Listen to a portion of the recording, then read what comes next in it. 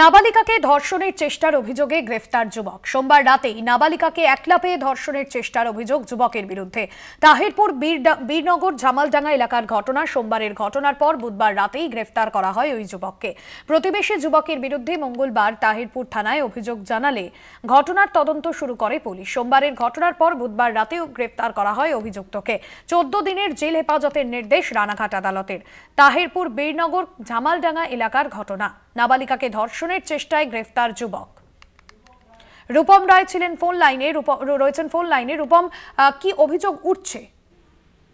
দেখো বর্ষাদি, যেটা প্রত্যক্ষভাবে অভিযোগ যে এক নাবালিকা বীরনগর এলাকা তাহিরপুর থানা এলাকার যে বীরনগর, সেখানকার এক নাবালিকা কন্যা, সে যখন বাড়ি থেকে বেরিয়ে হেঁটে যাচ্ছিল, তাকে একা পেয়ে প্রতিবেশী এক যুবক তাকে ধর্ষণ করার চেষ্টা করে এবং ধর্ষণ করার চেষ্টা করলে রীতিমতো আতঙ্কিত হয়ে পড়ে সেই নাবালিকা এবং তারপর পরিবারকে গিয়ে জানালে পরবর্তীতে পরিবার তাহিরপুর থানায় একটি লিখিত অভিযোগ দায়ের করে। লিখিত অভিযোগ দায়ের করার পরিপ্রেক্ষিতে অভিযোগের ভিত্তিতে তাহিরপুর থানার পুলিশ তদন্তে নেমে অভিযুক্ত ওই যুবককে গ্রেপ্তার করে এবং তাকে আদালতে পাঠায়। আদালতে পাঠালে বিচারক তাকে 14 দিনের জেল হেফাজতের নির্দেশ দিয়েছে। এখন পুলিশ যেটা তদন্ত করে দেখছে, এর পিছনে আরো কেউ জড়িত রয়েছে নাকি, এটি পরিকল্পনা মাফিক এই ঘটনা হয়েছে নাকি অন্য কোনো কারণ ছিল, এই পুরোটাই খতিয়ে দেখছে তাহিরপুর থানার পুলিশ। তবে এই ঘটনাকে কেন্দ্র করে কিন্তু এলাকায় রীতিমতো চাঞ্চল্য ছড়িয়েছে এবং আবারও এই যে নারী সুরক্ষা নিয়ে কিন্তু একটা বড়সড় প্রশ্ন উঠছে। ভাস্বতী, সঙ্গে থাকো রূপম।